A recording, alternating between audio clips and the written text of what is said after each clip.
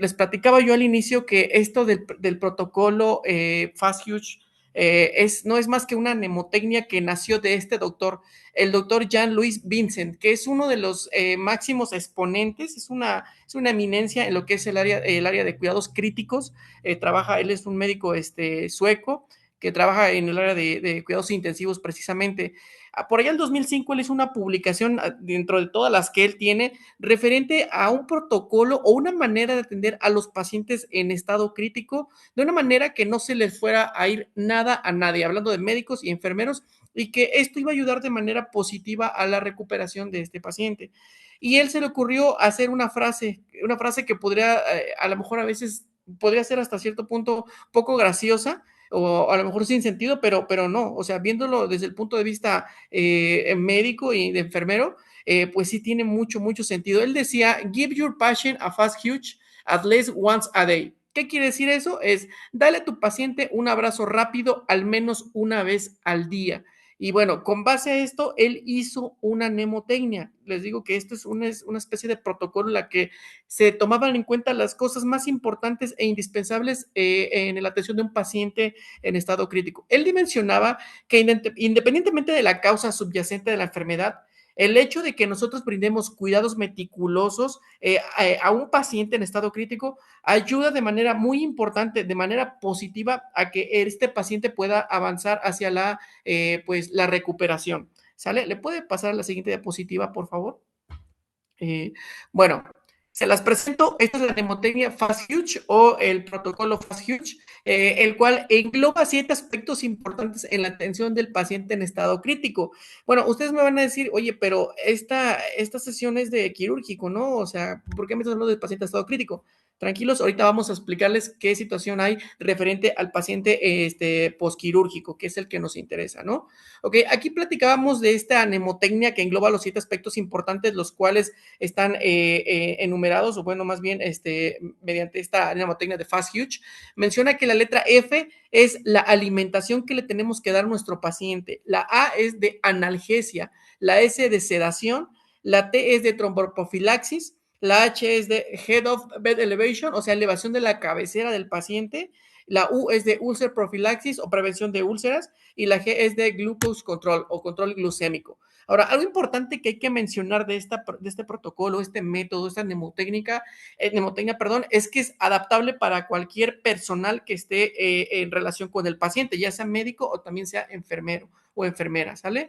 Que puede ser aplicable para cualquier paciente, no nada más para el paciente en estado crítico o para el paciente posquirúrgico, sino para cualquier paciente que esté en área de hospitalización, ¿sale? Y que hay algo importante de mencionar de esto, que el cumplimiento de esta mnemotecnia, perdón, ha demostrado que tiene buenos resultados, tiene un pronóstico en el estado de salud directamente del paciente que ayuda a que éste se recupere. Es decir, si nosotros hacemos un protocolo, hacemos unas indicaciones, un cuidado con base a esta mnemotecnia, nosotros vamos a lograr que este paciente se recupere y no se llegue a complicar por cosas por las que él no está hospitalizado. ¿Sale? ¿Le podemos dar la siguiente diapositiva, por favor? Ok, aquí les presento la mnemotecnia, pero ya modificada. De la que vamos a hablar de hoy es la básica, porque ya actualmente ya varios le agregaron el Fast Huge Beat, lo que es el Fast Huge in Bed, please. O sea, dale un abrazo rápido en la cama a tu paciente, por favor.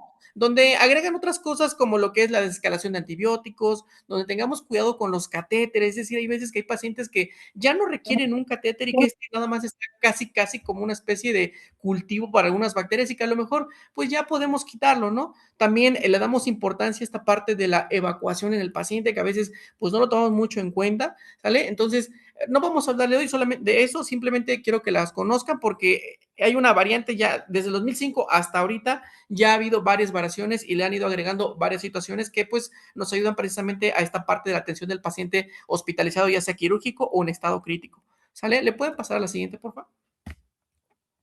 Ok, aquí es un artículo de PubMed que se los quise aquí proyectar para que ustedes lo conozcan y vayan a, pues si les interesa, pues a conocer un poquito más de esta mnemotecnia, porque de verdad es algo, o sea, el hecho de conocerla te da muchas ideas para poder tú realizar protocolos en tu área de trabajo, desde la supervisión incluso. En México se han hecho protocolos donde se hace una especie de checklist donde tú, por ejemplo, jefa de piso, jefa de UCI, con esa checklist vas y evalúas si el paciente recibió todo el cuidado necesario e indispensable para que pudiera pues avanzar de manera positiva. ¿Sale? Entonces, para que lo conozcan, ahí les dejo el link, les dejo el artículo, el nombre del artículo para que lo busquen. A la siguiente, por favor.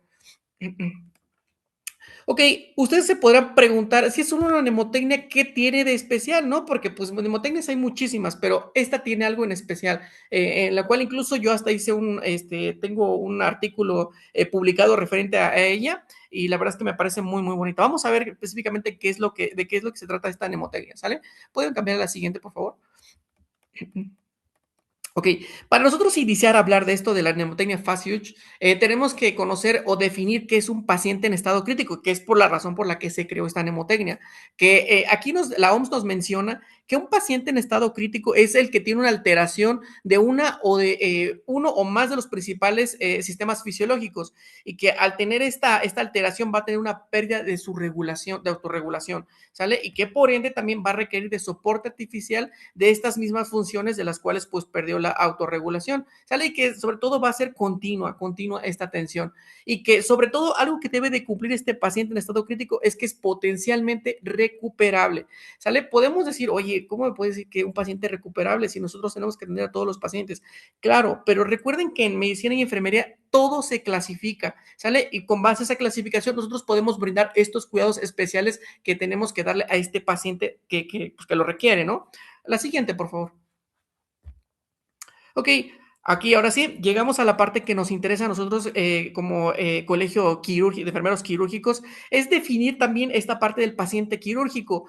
¿Qué creen? Como tal, no hay una definición, pero la OMS sí nos da como a pensar algo parecido a esto, donde nos dice que el paciente quirúrgico es aquel que será sometido a un procedimiento invasivo para diagnosticar, tratar, corregir condiciones médicas que con otros métodos pues no se pudo, ¿sale? Y que tiene sobre todo un objetivo ya sea curativo, paliativo o diagnóstico, esto según la necesidad de nuestro paciente, ¿sale? Pero que así como todo procedimiento invasivo, como desde una aplicación de una sonda, de un medicamento intravenoso, de una intramuscular, tiene su complicación. Entonces, en el paciente quirúrgico existen las complicaciones postoperatorias o postquirúrgicas, que estas se definen como eventualidades que ocurren en el curso previsto de un procedimiento quirúrgico, que puede tener una repercusión, ya sea en un órgano o en un aparato del paciente o principalmente en la vida. Entonces, ya este paciente de quirúrgico se convierte en un paciente en estado crítico. Entonces, este paciente con esta mnemotecnia o este método le podemos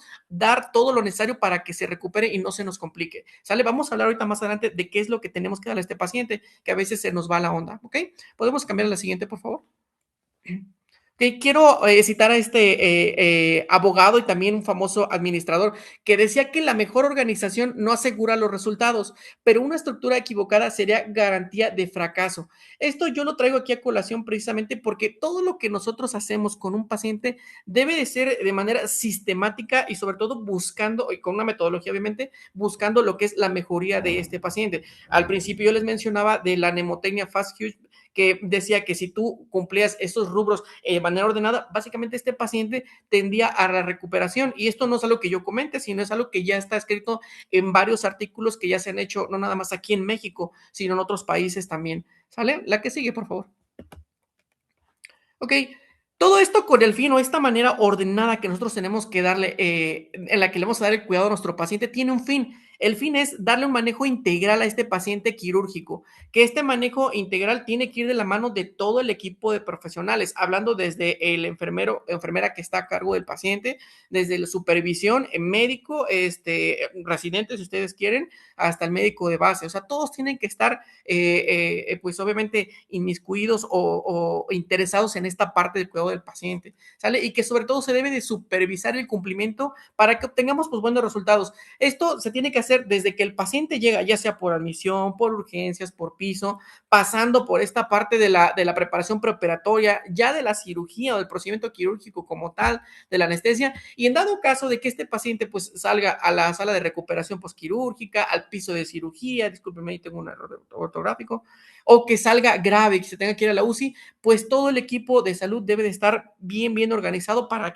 darle tengamos este objetivo en común del manejo integral de este paciente pues posquirúrgico, ¿sale? Esto con el fin de que tenga una alta domiciliaria a su casa, pues de lo mejor posible, ¿no? La que sigue, por favor. Ok, ahora entonces esta manera sistemática u ordenada que nosotros tenemos que darle a este paciente se va a hacer mediante una cosa importante que es la clasificación. ¿Sale? Hace rato mencionaba yo que la OMS decía que un paciente en estado crítico era un paciente potencialmente recuperable. Y pues sí, claro que sí. Este paciente potencialmente recuperable, pues teníamos que clasificarlo dependiendo de la severidad de su patología, ¿no? Para que con base a esta nosotros tuviéramos que darle pues cierta atención. Hablando de clasificaciones de paciente en estado crítico, tenemos el SOFA, tenemos el Apache 2, que nos hablan sobre todo de la gravedad de un paciente, pero también el pronóstico a corto y a largo plazo. Es decir, qué tantas posibilidades de vivir tiene este paciente. Y esto es algo muy importante, porque pues obviamente mientras más rápido sepamos que este paciente está en estado grave, pues más rápido va a recibir esa atención y nosotros vamos a darle esa atención que requiere. Hablando del paciente quirúrgico, hay una clasificación que se ocupa mucho, que es una clasificación del riesgo quirúrgico, que es la clasificación de ASA, que se ocupa en todos los pacientes que van a ser sometidos a una cirugía mayor, sale con el fin de, pues, precisamente esto, de clasificar a nuestro paciente, de qué tan grave puede ser la situación, de qué se nos puede complicar y sobre todo prever estas situaciones, ¿sale? Y para que con base a esta mnemotecnia del FAST-UGE, pues nosotros también podamos tener un sistema o una orden de darle este cuidado a nuestro paciente y sobre todo con el objetivo importante de garantizar la calidad y seguridad clínica de nuestros pacientes. La que sigue, por favor. Ok, ahora ya tenemos aquí a nuestro paciente pues quirúrgico. ¿Qué creen? Aparte de la mnemotecnia FAST-UGE, en el 2005 o 2013, si no mal recuerdo, se hizo un consenso a nivel nacional entre anestesiólogos y cirujanos, donde se hizo algo que se llama el formato ERAS. No sé si alguno ya lo haya conocido, pero el formato o el método ERAS habla sobre todo de las acciones primordiales que el paciente quirúrgico debe tener en el pre, en el trans y en el posoperatorio, con el objetivo principal de que este paciente no se complique, pues relacionado con este procedimiento quirúrgico. ¿Sale? ¿Alguna pregunta? ¿Alguien quiere decir algo? ¿Todo bien? Ok, continuamos. ¿Sale? Entonces, este formato o método ERAS es algo de verdad, no, hombre, súper importantísimo que ustedes lo conozcan porque básicamente este protocolo habla de que tenemos que hacer lo rápido, lo importante y sobre todo lo que menos daño le haga a nuestro paciente. Un ejemplo, podemos hablar de este paciente, lo que es en el preoperatorio, donde el protocolo ERAS nos habla de una tromboprofilaxis. Básicamente lo que nos dice aquí también la mnemotecnia FAST-UGE, en lo cual tenemos que darle esta tomoprofilaxis, ya sea farmacológica o mecánica, de la cual vamos a hablar adelante, a este paciente que va a ser sometido a cirugía, ¿sale? Y que en el transoperatorio, pues tratamos de evitar sobrecarga hídrica, algo importantísimo que a lo mejor a veces nosotros no lo tomamos en cuenta, pero es el hecho de que a los pacientes que están siendo operados, están en el procedimiento quirúrgico, pues le pasamos demasiada carga. No hay como, y es que no nada más es en los hospitales, sino a nivel mundial. O sea, no hay como un consenso actual en el que diga, ¿sabes qué? A este paciente pásale 100 mililitros, a este paciente pásale 1000 mililitros. Hasta la actualidad, actualmente no hay nada, ¿sale? Todo se basa mediante, pues, escalas, clasificaciones, como las veníamos ya viendo, para nosotros saber, pues, qué darle a este paciente, ¿sale? ¿Le podemos dar la siguiente, por favor? Ok, esta diapositiva lo mismo. Habla precisamente de los diferentes artículos que pues citan a esta mnemotecnia y sobre todo cómo la pueden utilizar. De verdad, para mí es una maravilla. Yo les invito a que la conozcan y que, como hace rato mencionaba la licenciada, que hagamos investigación, porque si hay algo que le duele a México y sobre todo al área o al sistema de salud, es esa investigación. Por si se dan cuenta, casi las investigaciones son de otros países, en donde pues sí se da un poquito ese apoyo a la investigación y pues quisiéramos, ojalá algún día lleguemos a ser una potencia en enfermería, en la investigación en enfermería, pero bueno, aquí por lo mientras yo les doy un preámbulo de lo que ustedes podrían llegar a encontrarse referente a esta mnemotecnia. La que sigue, por favor. Ahora sí, entremos de lleno de qué puedo yo encontrar con esta mnemotecnia de Fast Huge. Recuerden que la letra F de Fast habla de feed, alimentación.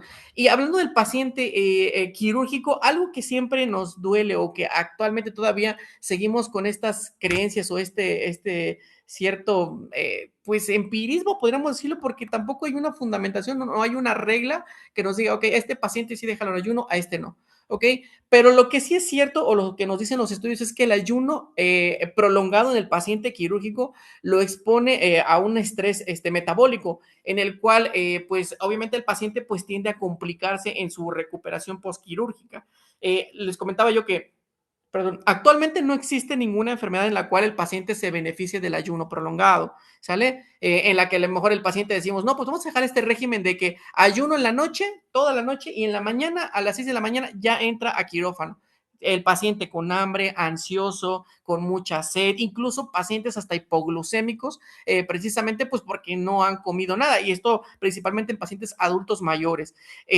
Ahora, aquí hay algo importante, algunos artículos mencionan que los líquidos con carbohidratos simples, es decir, un juguito de manzana, una gelatina, pueden ayudar a que este paciente en un futuro postquirúrgico pierda músculo o entre en esta parte de la sarcopenia, ¿sale? También incrementa la función de las células beta pancreáticas. Esto es algo importante, ¿saben por qué? Porque todo procedimiento quirúrgico va a despertar algo importante de lo que vamos a hablar ahorita en la siguiente diapositiva, que es la respuesta metabólica al trauma. Aquí en este esquema rapidísimo podemos observar que todo paciente que se queda en ayuno es un paciente que va a empezar a tener pérdida de masa corporal, es un paciente que a lo mejor por la atrofia de las vellosidades intestinales por el ayuno prolongado, pues va a tener también un aumento de la permeabilidad intestinal, haciendo que haya una traslocación bacteriana y por ende, pues una infección, que esta infección, si el paciente no se recupera, pues va a terminar en sepsis y después, posteriormente en falla multiorgánica y pues la muerte, ¿no? Entonces, hay que tener mucho cuidado con el ayuno, ¿sale? La que sigue, por favor. Esto es lo que les comentaba precisamente, esta pintura me llamó mucho la atención porque representa justo lo que yo les quería decir, esta respuesta metabólica al trauma postquirúrgico. ¿Qué quiere decir esto? Tenemos aquí la imagen del oso donde representa esta respuesta metabólica al trauma quirúrgico y aquí el paciente, pero sobre todo que está siendo defendido por lo que es la glucosa y el oxígeno que se tiene que elevar o que tiene que responder ante esta respuesta metabólica al trauma mediada por el sistema nervioso central, por las interleucinas 1, 6, 8, prostaglandinas, catecolaminas, entre otras. Pero para que esto funcione, esta glucosa y este oxígeno funcione, pues obviamente lo tenemos que obtener de algún lugar y esto es precisamente de la dieta. ¿Ok? La que sigue, por favor.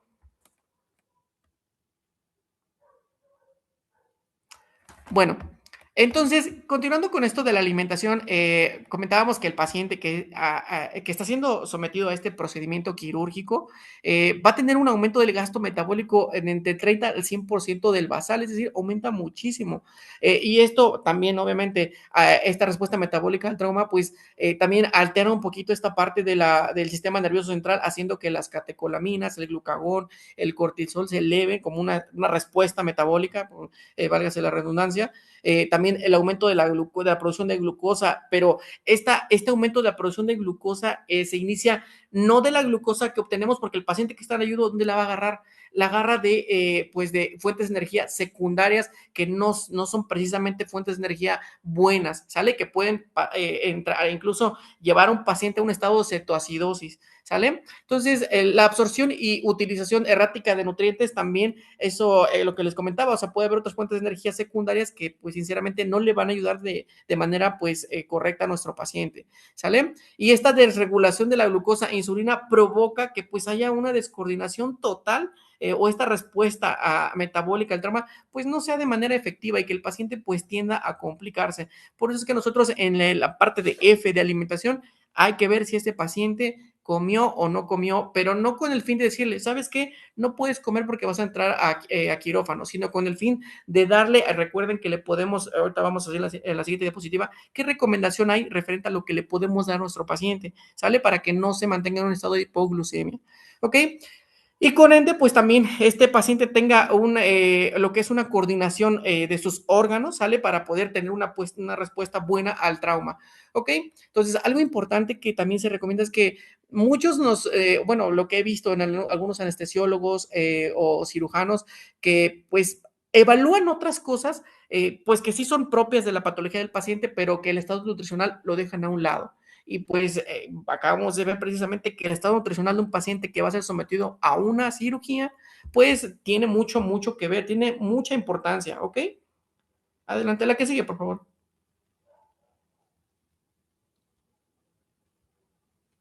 Ok, bueno, continuando con esto, el protocolo ERAS, ¿qué nos dice o qué nos recomienda? Aquí está. Por favor, esto quiero que se lo lleven a casa.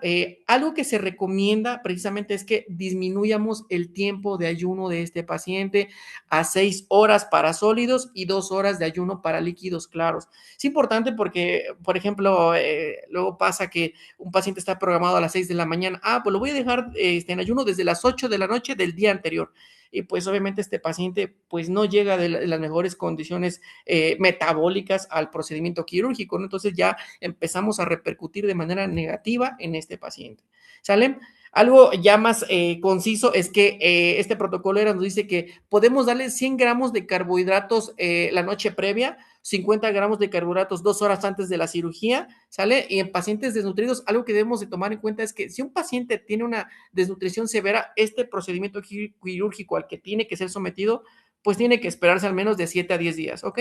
Entonces, aquí preguntando o investigando, ¿qué puede contener 100 gramos de carbohidratos en un alimento? Pues lo que le mencionaba yo, una gelatina o un jugo de manzana. Esto va a variar dependiendo de la marca, es lo que decía algunos artículos, entonces yo se los dejo ahí de tarea, puede ser incluso un té de manzana, un té de manzanilla, perdón, o un tecito de esos que dan ahí en el hospital. Ok, entonces la que sigue, por favor.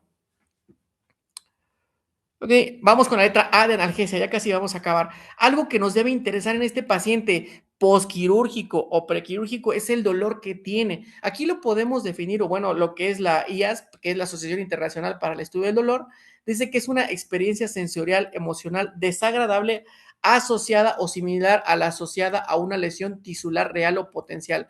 Y algo que tenemos que tomar en cuenta, compañeros, es que este dolor, pues obviamente el dolor cambia de paciente en paciente, ¿sale? No podemos pues, a todos encasillarlos en el mismo dolor porque pues cada quien lo tiene de manera pues diferente o lo percibe de manera diferente, ¿sale? Y es importante que sepamos esto porque la siguiente diapositiva, por favor, nos va a decir precisamente por qué estamos hablando de esto de la analgesia.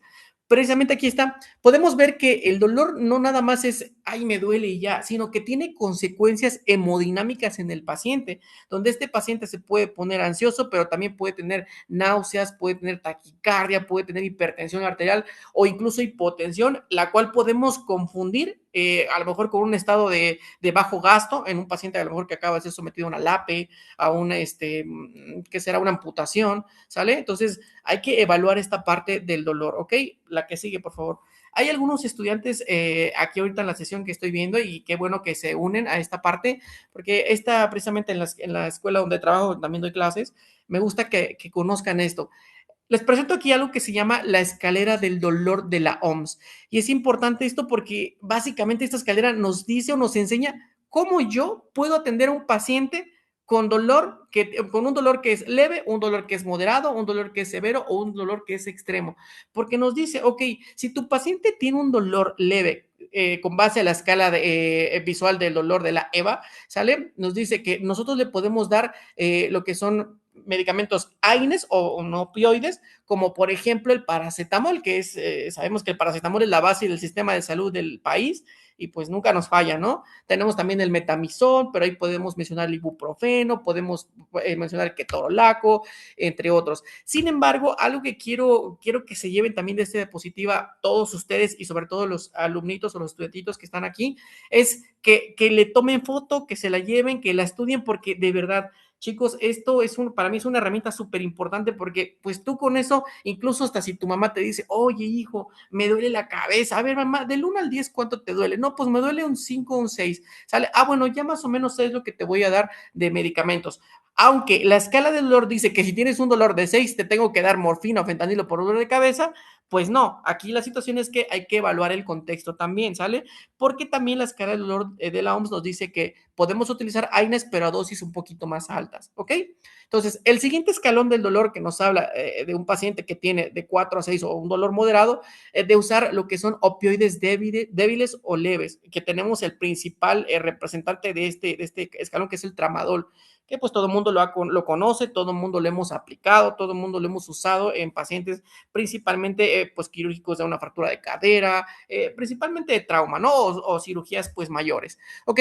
En lo que es el escalón número 4 tenemos aquí ya el uso de pues de opioides fuertes, ¿no? Aquí ya hablamos del fentanilo, de la buprenorfina, de la oxicodona, la metadona, ¿sale? Y la morfina. ¿Ok? Hablando ya de un dolor extremo que escala a lo que es el 10 del dolor, bueno, aquí ya son procedimientos pues invasivos, hablamos principalmente de bloqueos nerviosos, de analgesia espinal o epidural, ¿sale? En la cual pues ya a lo mejor nosotros no tenemos tanto que hacer, pero sí es importante que conozcamos estos escalones del dolor de la OMS para que sepamos actuar frente a nuestros pacientes, ¿ok? La que sigue, por favor. Ok, hablando de la analgesia, precisamente algo que me llamó mucho la atención es que en México, en el Instituto Nacional de Ciencias Médicas de Nutrición Salvador Subirán, ya se está aplicando un protocolo que es la técnica de analgesia controlada por el paciente, así como lo vemos en la imagen, pues básicamente es una bomba de infusión, la cual está conectada mediante un botoncito a la mano del paciente y él va liberando las dosis de medicamento, pues para que él, en cuanto tenga el dolor, pues se active. ¿Sale? Esto es algo que en muy pocos hospitales lo he visto. La verdad es que yo apenas me acabo de enterar de esta situación, pero es bueno que lo empecemos a conocer porque yo creo que ya no tarda también en nuestros hospitales puede llegar a esta situación, ¿no? Ok, la que sigue, por favor. Bueno, esta diapositiva también era con el fin de que los estudiantitos la tomaran fotos, se lo llevaran, porque básicamente habla de la clasificación de los analgésicos, ¿sale? Los analgésicos más importantes, cómo actúan, cuáles son algunos de los efectos secundarios, principalmente a nivel renal y a nivel gastrointestinal, porque hay que tener mucho cuidado con los AINES. Recuerden que una de las complicaciones, pues, es la gastropatía, que nos puede llevar al sangrado tubo digestivo, entonces hay que tener mucho cuidado. La que sigue, por favor. Ok, hablando de la sedación, fíjense que aquí la sedación es algo importante porque decimos, vamos a sedar al paciente o el paciente está sedado, pero hay que saber definir qué es sedación y qué es anestesia, porque una cosa, casi podría decirse que son lo mismo. Aquí lo que depende mucho es el nivel de conciencia del paciente, ¿sale? Vemos aquí arribita que la sedación se define como la reducción de la irritabilidad o agitación mediante la administración de sedantes, ¿sale? Y la anestesia es la pérdida del estado de conciencia total que requiere soporte respiratorio. Entonces, no es lo mismo que tengamos un paciente con sedación mínima, a la cual lo llamamos ansiolisis, ¿sale? A un paciente que tiene anestesia general. ¿Por qué? Porque un paciente que tenga una sedación mínima, podemos hablar aquí de algunos procedimientos como una extracción molar. Por cierto, tenemos aquí a una odontóloga, a la cual está escuchando esto, saludos. Tenemos procedimientos como endoscopías, colonoscopías, ¿sale? Que precisamente es lo que queremos lograr, solamente tratar de controlar un poquito esta irritabilidad o reducir la agitación de nuestro paciente. A comparación de un paciente que está, pues obviamente posquirúrgico de una cirugía mayor, ¿sale? Este paciente hay que tenerle mucho más cuidado porque hablando de la vía aérea, es un paciente que a lo mejor requiere de maniobras avanzadas de vía aérea, ¿sale? Es un paciente que a lo mejor puede estar alterada su función cardiovascular y entonces pues podemos hacer de cuenta que no, el paciente está como si nada y puede que se nos complique, ¿sale? Esto va a depender también de la dosis farmacológica, sobre todo también de la sensibilidad y resistencia al fármaco, así como las interacciones. No sé si a algunos de ustedes les ha pasado en el quirófano que hay pacientes que llegan, obviamente con antecedentes de uso de sustancias como fentanilo, cocaína, cristal, a los cuales le meten un cóctel de sedantes y no les hace absolutamente nada. Esto es importante que lo sepamos también y bueno, más que nada a los doctores o los anestesiólogos les cuesta un poco de trabajo porque pues básicamente son pacientes a los cuales sus receptores ya están ocupados por algunos otros fármacos a los cuales se tiene que llegar tiene que llegar a competir el fármaco que le quiere poner el anestesiólogo y pues ahí hay un poquito de batalla, ¿no? Sale y que también depende de la edad y el estado general del paciente. ¿Sale? La que sigue, por favor. Ok, entonces, ¿Qué es lo que yo tengo que hacer con este paciente que está sedado? Ya vimos que este paciente que está sedado puede ser que nada más esté medio dormido o puede ser que de verdad necesite maniobras de ventilación. ¿Sale? Por eso, algo que recomienda el formato ERAS es que nosotros monitorecemos a este paciente, que le demos oxígeno y que tengamos una evaluación constante. La monitorización es importante, ¿por qué? Porque puede haber un paciente con una parada respiratoria y ni cuenta nos podemos dar, ¿sale? Puede haber alteraciones hemodinámicas relacionadas con el procedimiento quirúrgico o con el sedante que le dieron al paciente, ¿sale? Y en cuanto a la oxigenación, las puntas nasales, fíjense que hay algo importante en esto y que quería tocarlo, ¿sale? Que no todos los pacientes requieren de oxígeno, ¿sale? Esto lo hacemos con base a algo que se llama el oxímetro de pulso, ¿sale? En el cual, aquí hay una tabla que esta nos las enseñan en la facultad, que es la curva de edición de hemoglobina, edición de hemoglobina, que nos explica que si un paciente tiene una saturación del 90%, o sea, esta parte amarilla, nos dice que es un paciente que está bien, que no pasa nada, pero que hay un punto de quiebre, que si en el paciente empieza a saturar a menos de 88, ¿sale? Quiere decir que va a entrar en una zona de incompetencia, que este paciente va a requerir a fuerza la ayuda de flujo de oxígeno un poquito más con lo que es la bolsa autoinflable, que nos puede dar un flujo de medio a alto de más de 6 litros, a comparación de unas puntas nasales que nos dan un flujo de 1 a 6 litros, ¿ok? Y algo que tenemos que evaluar constantemente es este nivel de sedación del paciente. Tenemos una escala aquí que es la escala de Ramsay, que precisamente nosotros cuando tenemos un paciente en el área de recuperación postquirúrgica, algo que evaluamos es eso, ¿cómo sabemos si el paciente ya está pasando ese efecto de la anestesia o de la sedación? ¿Sale? Pues esto lo hacemos con base a esta escala de Ramsay, donde se mide si el paciente está ansioso, está agitado o inquieto, que es un nivel 1. Tenemos un paciente con un nivel 2 que está cooperativo, está orientado y tranquilo. Sale un nivel 3, paciente que responde solo a órdenes. A paciente 4, paciente con una respuesta rápida a estímulos ligeros. ¿Sale? Un paciente con nivel 5, que es el paciente que tiene una respuesta lenta a estímulos ligeros también. Y el 5, pues es un paciente que no responde a estímulos. Básicamente es un paciente que pues está bien sedado aún. ¿Sale? Entonces es importante que conozcamos esta parte pues la atención que le tenemos que dar al paciente postquirúrgico principalmente, ¿ok? La que sigue, por favor, ya casi vamos a acabar. Ok, entonces nos quedamos con esto. No todos los pacientes requieren oxígeno, por favor. Hay que hacer una evaluación constante del nivel de sedación de nuestro paciente. Obviamente, si este paciente está consciente, está orientado y está saturando a más de 90%, pues no pasa nada, ¿no? No puede, no requiere de oxígeno, ¿ok? Aunque, pues a veces porque alguien lo pone, pues seguimos como pues esa tradición, ¿no? O esos conocimientos que pues no van. La que sigue, por favor. Ok, la tromboprofilaxis, fíjense que esto es importantísimo y a la vez es un poquito como que a veces no se toma mucho en cuenta. De hecho, en el Hospital General de México hay un protocolo que se llama protocolo de profilaxis, donde todo paciente que vaya a ser sometido a una cirugía debe tener este protocolo de tromboprofilaxis. Es decir, hay que hacer una evaluación de quién sí necesita tromboprofilaxis. Ahorita vamos a ver qué es esto de la tromboprofilaxis, ¿sale? Hay una complicación de todo el procedimiento quirúrgico que es la insuficiencia venosa profunda, ¿sale? Es la cual está caracterizada precisamente por una éstasis de la sangre, la cual está relacionada con una parálisis, con insuficiencia venosa, con obesidad, donde hay una lesión de la pared del vaso por un traumatismo, por arteriosclerosis, ¿sale? Y que sobre todo también puede haber un estado de hipercoagulabilidad, es decir, donde el paciente a lo mejor tiene una tumoración, tiene un problema de la coagulación o es sometido a una cirugía. Entonces, con esta triada de Virchow, que es famosísima, nosotros vamos a poder diagnosticar a este paciente que probablemente que tenga una disfunción cardíaca, que sea un paciente adulto mayor, que está inmóvil o que tenga alguno de estos factores, pues básicamente es un paciente con alto riesgo de hacer una trombosis venosa profunda o algo peor como la tromboembolia pulmonar, ¿sale? De ahí la importancia de que a todo paciente lo clasifiquemos con esto que se llama el score de Caprini, que nos habla precisamente de quiénes son los pacientes que tienen más riesgo de hacer estos trombos a nivel de extremidades o de pulmón, ¿sale? A los cuales pues les tenemos que dar profilaxis farmacológica o mecánica. La que sigue, por favor. Y hablando precisamente de esta tromboprofilaxis, bueno, nada más con el fin de que ustedes conozcan quiénes son los que tienen más riesgo, pues los pacientes que tienen fractura de cadera, los que tengan lesión espinal aguda, ¿sale? O que hayan tenido un evento vascular cerebral en los últimos meses, son los pacientes que más son propensos a, pues obviamente, a padecer una trombosis pulmonar de alguna extremidad o incluso repetir el evento vascular a nivel cerebral o a nivel cardíaco, ¿sale? Por ende, a estos pacientes hay que darle su tromboprofilaxis mecánica y farmacológica, ¿sale? La que sigue, por favor.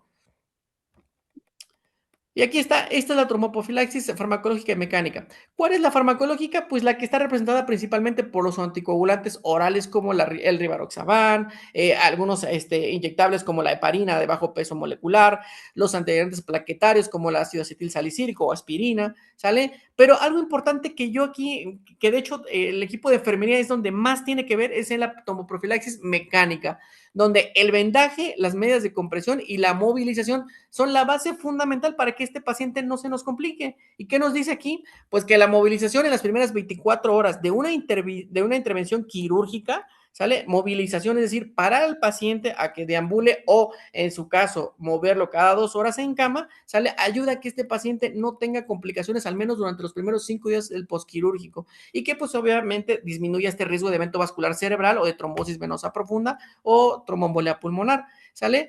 Algo que nos menciona aquí son las medidas de compresión, que las medidas de compresión es como un aditamento o una opción secundaria que se recomienda, pero siempre y cuando tenga una presión de 15 a 20 milímetros de mercurio a nivel distal, es decir, a nivel del tobillo, ¿sale? Y de 8 a nivel proximal, es decir, arriba de la rodilla. Entonces, pero aquí yo les puedo preguntar, oigan, ¿tenemos algún medidor de presión de medidas de compresión? Pues no, ¿no? Entonces, ¿cómo sabemos eso? Pues confiando en el fabricante, tal vez pensando que sí lo tiene, ¿no? Entonces, se toma como una segunda opción, ¿ok? El vendaje, chicos, chicas, aquí hay algo importante. Fíjense que últimamente he estado viendo y todavía se sigue esa parte de que no te voy a recibir al paciente si no tiene vendado, porque mira que le va a dar un evento vascular cerebral. Pero ¿qué creen? Actualmente ya no se considera una medida confiable porque, pues obviamente, el paciente le pones el vendaje en piso, en lo que bajan el elevador, los camilleros lo mueven, el vendaje ya se deshizo, ¿sale? Entonces, por ende, este vendaje pues pierde su falta de gradiente de presión, la pérdida de la tensión de la venda, incluso a veces hasta se cae, por eso no se debe de uno de confiar en esas medidas, ¿sale? Lo ideal es movilización, medidas de compresión y la que sigue, por favor, que es como lo más pro que hay actualmente, que son las botas neumáticas. Obviamente, pues no la tenemos en todos nosotros en nuestros hospitales. Bueno, no sé, algunos a lo mejor sí lo tenga, pero esto es lo que se recomienda. ¿Por qué? Porque nos da precisamente esta presión que nos hace que la circulación favorezca de abajo hacia arriba, ¿sale? Haciendo que, pues, obviamente no haya una trombosis de las extremidades, pues, relacionada con algún procedimiento quirúrgico y, pues, también con los factores que ya tiene el paciente, ¿no? La que sigue, por favor. Ok, entonces, ¿a quién sí nos debe importar esto de la tromboprofilaxis farmacológica con enoxaparina o heparina de bajo peso molecular? Acuérdense, el paciente ortopédico, el paciente que es sometido a una cirugía principalmente de cadera, es un paciente que tiene mucho más propensión a hacer tromboembolia pulmonar. Incluso hay muchos casos que se han reportado del paciente, clásico paciente de 65 años que tuvo fractura de cadera, al cual no se le puso su enoxaparina o su heparina de bajo peso molecular, al otro día falleció. De la nada falleció. ¿Por qué falleció este paciente? Ah, porque probablemente este paciente no se le dio tromboprofilaxis, hizo una hipercoagulabilidad, ese coágulo se pudo ir al corazón, se pudo ir al cerebro y pues falleció. Y esto relacionado con el procedimiento quirúrgico, ¿sale? Entonces hay que tener un poquito de cuidado con esta situación porque incluso a veces hay médicos, digo, no quiero decir que todos, traumas precisamente que se les olvida esta parte del uso de la tromboprofilaxis postquirúrgica, ¿sale? ¿Okay? Entonces, para que lo tomemos en consideración. La que sigue, por favor. Ok, el head-up. Aquí es súper fácil y súper rápido, no hay otra cosa, no hay más que explicar. Aquí hay un beneficio muy importante, principalmente a dos tipos de pacientes. El paciente que está intubado con apoyo mecánico ventilatorio y el paciente que tiene evento vascular cerebral o hipertensión intracraniana por un evento vascular cerebral o un hematoma, ¿sale? Se dice que la posición semi-Fowler es una recomendación generalizada para prevenir la neumonía asociada a ventilación mecánica. Sobre todo a la colocación del paciente entre 30 y 45 grados en la cabecera nos ayuda a esto, a evitar la broncoaspiración y por ende la neumonía asociada a la ventilación mecánica, ¿sale? Y por otro lado tenemos al paciente que tenga una hipertensión, una presión intracraneal elevada, ¿sale? O pacientes posquirúrgicos de drenajes de hematoma. Lo ideal es dejar al paciente con una elevación de la cabecera 30 a 45 grados, porque esto favorece el retorno sanguíneo y pues disminuye un poquito esta parte de la hipertensión intracraneana, ¿sale? La que sigue, por favor. Y profilaxis de lo que es la profilaxis de úlceras. Aquí la mnemotecnia Fast Huge nos dice que es prevención de úlceras. Ok, esto es importante que nos dice prevención de úlceras principalmente por presión, pero bueno, aquí yo le agregué también la prevención de úlceras por estrés. No sé si se hayan dado cuenta ustedes que en los hospitales como que tenemos un exceso de indicación de omeprazol en los pacientes. No sé, llegó por neumonía, ponle omeprazol. Llegó por no sé, un apéndice, ponle omeprazol.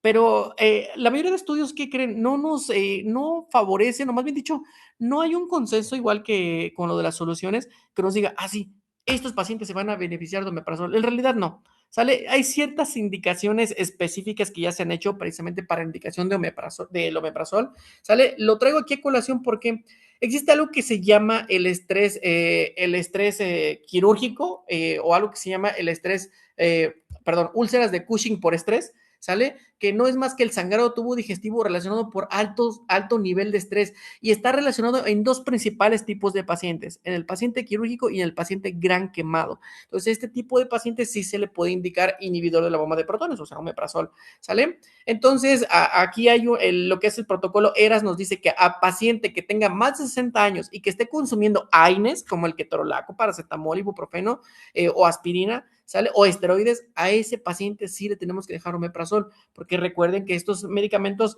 lesionan o laceran la mucosa gástrica, ¿sale? Y aquí tenemos algunas de las opciones que podemos darle: omeprazol de 20 miligramos cada 24 horas, lansoprazol de 15 a 20 miligramos, pantoprazol de 20 miligramos cada 24 horas, o esomeprazol también de 20 miligramos cada 24 horas, ¿sale? Hablando del paciente que tenga úlceras por presión, lo mismo que en las diapositivas anteriores o en las recomendaciones anteriores es movilización del paciente, ¿sale? El paciente que tiene úlceras por presión, pues es por la falta de movilización, ¿no? Entonces, ¿cuál sería pues el tratamiento? Pues precisamente la movilización. Sin embargo, hay pacientes a los cuales pues ya tienen ahí una úlcera por presión pues grado 4 según la escala de Braden que tenemos aquí, ¿sale? Donde pues incluso ya se les ve hasta hueso. A ese paciente pues ya requiere un manejo pues quirúrgico avanzado de debridación, de uso de parches y pues una terapia, pues dicen por ahí una terapia enzimática, ¿no? En donde pues todo el equipo pues de salud tiene que participar. Ok, la que sigue, por favor. Ok, algo importante también de lo cual se nos olvida es el control de la glucosa en el paciente. Estadísticamente hablando, sabemos que la diabetes es la reina de todas las patologías, ¿no? Es la reina de todo y de todas las complicaciones sobre todo, ¿sale? Este paciente, precisamente, el paciente diabético, es el que tiene más probabilidad a ser operado de cualquier cosa y sobre todo es también el que tiende a que cuando lo operan tenga más estancia prolongada por alguna comorbilidad que tiene o por algún descontrol glucémico. ¿Sale? Hay muchos factores que influyen en lo que es la glucosa, pero hay dos importantes, lo que es la hipo y la hiperglucemia, en donde el paciente con hiperglucemia, pues de alguna manera, pues, no está bien que tenga la glucosa baja y no está mal que la tenga, perdón, no está bien que la tenga alta. ¿Por qué? Porque de alguna manera van a repercutir de manera negativa en el estado de salud del paciente, sobre todo en lo que es las infecciones de sitio quirúrgico. Un paciente que tiene hiperglucemia es un paciente que lo más probable es que se haya sido sometido a un procedimiento quirúrgico, lo más probable es que termine pues en una complicación por ahí que puede ser mayor o puede ser menor. Eso ya depende pues, del estado de salud de nuestro paciente, ¿sale? Entonces, bueno, algo importante también es que el paciente con diabetes ya de por sí trae daño a órgano blanco, precisamente porque la diabetes sabemos que es una patología silenciosa y que cuando el paciente llega con nosotros, a lo mejor ya tiene daño renal, a lo mejor el paciente ya no ve, a lo mejor el paciente ya tiene una neuropatía diabética, entre otras cosas, una retinopatía o incluso ya tuvo hasta un evento vascular cerebral o un infarto, ¿sale? Entonces hay que tener mucho cuidado con el control glucémico. La que sigue, por favor. ¿Ok?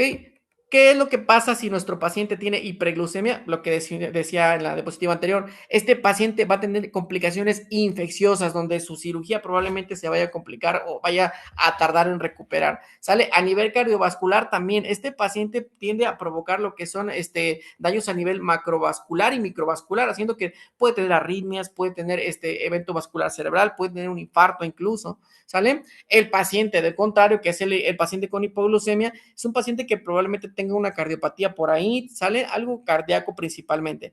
Ahora, hay algo que pasa mucho en el hospital que entrevistamos a nuestro paciente y por más que nos dice, es que yo tomo metformina, yo tomo insulina, ¿y qué creen? Nunca se le indica su tratamiento, así como que, sí, ajá, ya cuando vienes a tu casa y lo sigues, ¿no?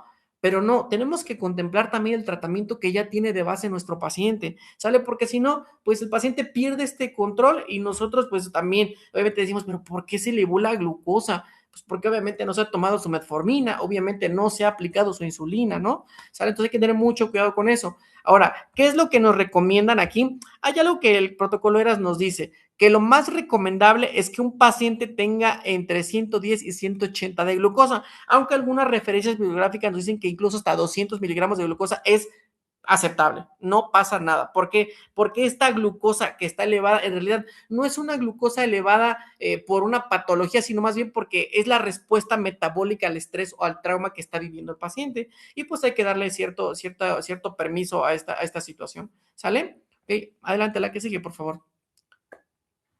Ok, pues ya terminamos, chicos, chicas. Para llevar, quiero que se queden con esta mnemotecnia. Acuérdense que la F es de feeding, alimentación, la A es de analgesia, la S es de sedación, la T de tromboprofilaxis, la H es de head of bed elevation, que es la elevación de la cabecera, la U es de úlcer profilaxis o prevención de úlceras, y la G es de glucose control, que es el control glucémico. La que sigue, por favor.